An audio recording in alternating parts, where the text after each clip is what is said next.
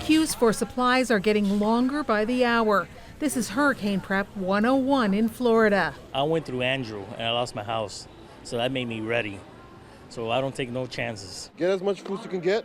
At least keep you hydrated for a couple of days. We don't know how long we're gonna have lights off. Got a bunch of water just now, trying to get gas while we still have some.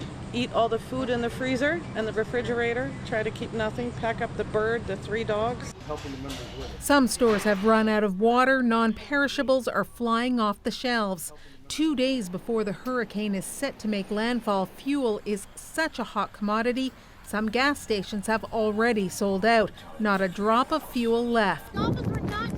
Dorian is building speed and could pack winds up to 250 kilometers an hour by the time it makes landfall on Monday or Tuesday.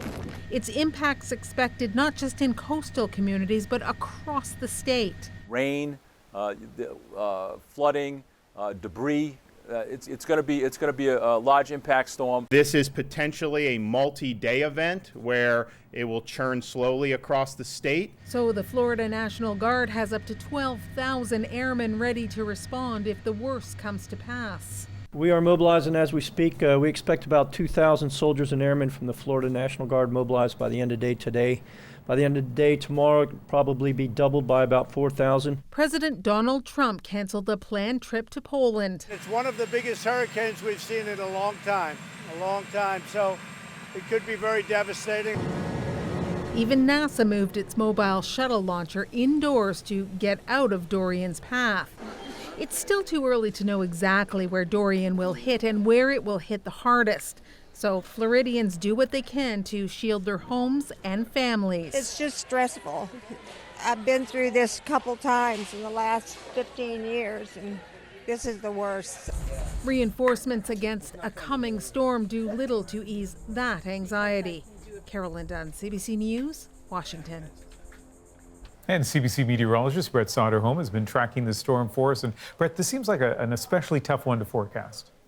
It really has been difficult for these forecasters over the past few days, and it really is because in order to create an accurate forecast, we need to have really reliable, real-time observations of variables such as temperature, air pressure, wind speed, and direction. Now, normally those come from weather stations that would be stationed all over the continent, but when you're over open water, it's a very different story. Dorian, that you can see here, is well north of any large bodies of land. We're talking anywhere north of the Dominican Republic or Puerto Rico, or even the islands of Turks and Caicos. This means it's quite difficult to get an accurate reading. So as a way to mitigate that, scientists have actually boarded an aircraft and are flying into the very center of the storm itself. These are called hurricane hunters, and their primary goal is to collect observations that are going to be useful in predicting where the storm is going to be going as it progresses over the next 2 to 3 days.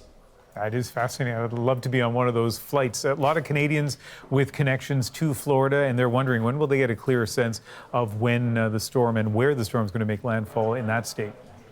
Yeah, truly, it will be within the window of about 24 to 48 hours. That's when we have the best idea. Of course, everyone is already on high alert with this.